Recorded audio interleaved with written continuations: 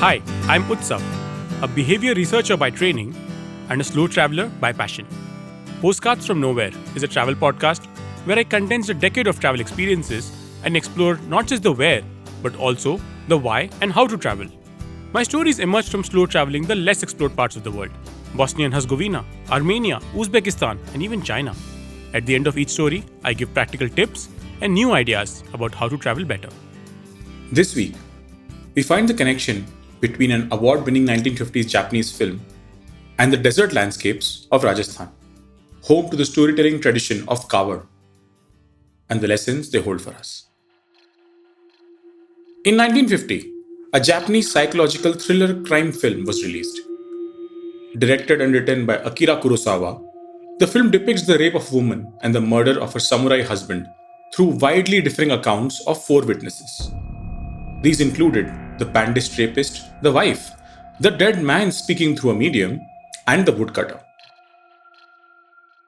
The 1950s, though, was an inward looking time in the West, and Japanese films were not considered as serious cinema. This was the first Japanese film to receive a significant international reception.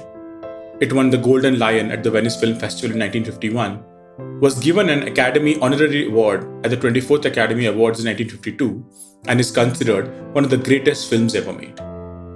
But this was not the only contribution the film made to world cinema, and more broadly to storytelling. The narrative devices employed in the film gave name to a writing method, which has since then been widely employed across the world. A similar narrative style, meanwhile, developed elsewhere. Over 6,000 kilometers away from the islands of Japan, in the Indian state of Rajasthan, it has two distinct regions. The lush green, densely populated tracts of the southeast, which include Udaipur, Chittor, Bassi, Kota, and Bundi. The northwestern desert sands include Jaisalmer, Jodhpur, and Bikaner. The topographical difference is created by the Aravalli Hills, but it has cultural implications too.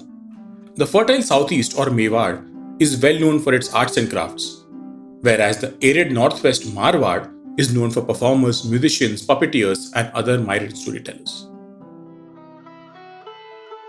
One such storytelling tradition is Kaavad. This comes from the word Kaavad, meaning the door. It also means that what is carried on the shoulder. So essentially, a door is carried on one's shoulder. If you drive on the route from Chittor to Kota, off the main road lies the village of Bassi. In the village, you will find yourself in Nalla Bazaar, a small street that begins with the shrine of Bhairoji, a local deity. On both sides of the street, you will see houses with workshops where men are carving wood, sanding wood panels, or painting their wares. This is the Suthar Basti, home of the carpenter painters of the Kaavad and other wooden objects.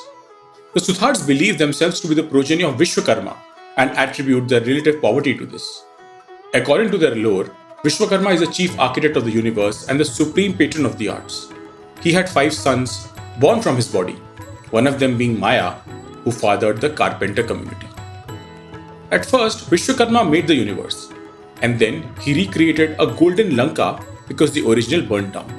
He also built Dwarkapuri for Lord Krishna after it was submerged and destroyed. So pleased were the gods with Vishwakarma's restoration of Dwarkapuri that to reward him while he was still on his way home, they sent ahead gifts of diamonds and emeralds as well as a cow. So how did Vishwakarma become poor then? As the gifts arrived at Vishwakarma's doorstep, his wife would not let them in or accept the gifts in the absence of her husband. A banya merchant's wife in the neighborhood observed this and invited the gift bearers to her home and accepted the gifts meant for Vishwakarma. This is how the Suthars believe they lost their wealth to the merchant class. But what they lost in material wealth, they gained in the art of storytelling. The traditional Kaavad is conceptually based on a Hindu temple.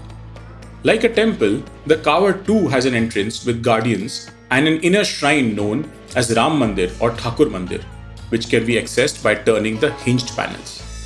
The panels fold into each other, and the ones closest to the central shrine are held in place by wooden pegs acting as hinges. The painted panels appear to surround the traveler. The base gives a sense of the plinth of the temple.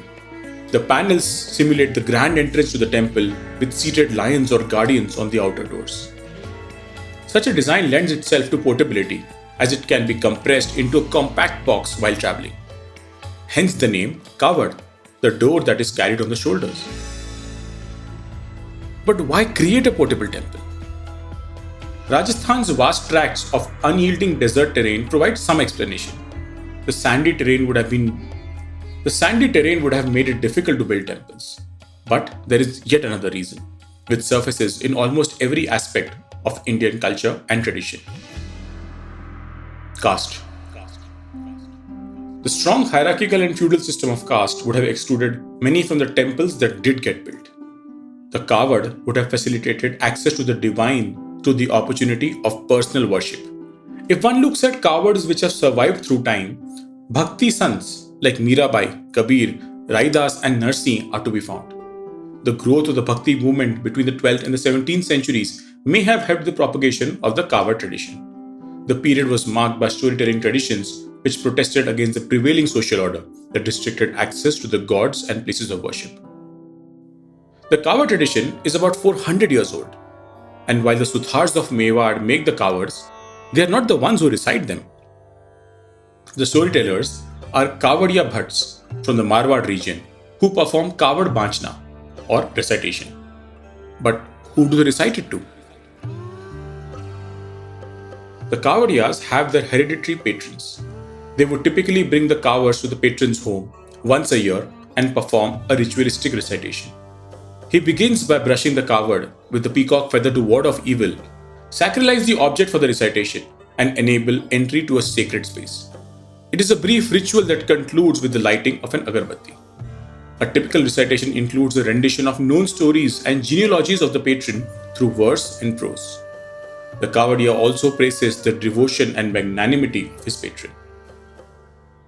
Patrons may pay and commission images of themselves to be painted on the shrine alongside gods, sons, and local heroes depicted on the Kaavad. In this way, the patrons may finally enter a space into which they were denied access. This operates at two levels. The first is spatial.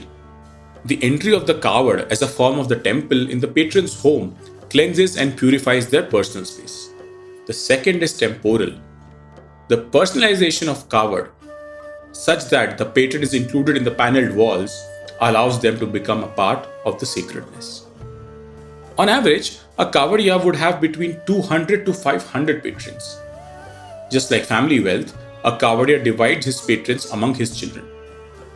But given that different patrons will have different family structures and different origin stories of their clans, does the Kavadiya have a unique Kaavad for each patron? The 1950 Japanese film which won international acclaim was known as Rashomon. The storytelling technique named after it is known as the Rashomon effect, in which an event is given contradictory interpretations or descriptions by the individuals involved, thereby providing different perspectives and points of view of the same incident. Much like the Rashomon effect, the Kavadiya takes a single Kaavad to all his patrons. He uses the same Kaavad to recite the genealogies and will point at the same images, assigning different names to them. The same story on the Kaavad brings alive different realities. The Kaavad tradition seems to derive its reality from the sand dunes of Marwad, ephemeral and ever-shifting. As we travel and make sense of the world we encounter, we must humbly accept that we are seeing all but a sliver of reality. If you like this podcast, don't forget to check out other interesting podcasts on the IVM network. You can listen to us on the IVM Podcast app or ivmpodcast.com. You can also follow us on our social media. We are at IVM Podcasts on Twitter and Instagram. If you want to reach out to me, I am Utsav Memory on Twitter and YVTravel42 on Instagram.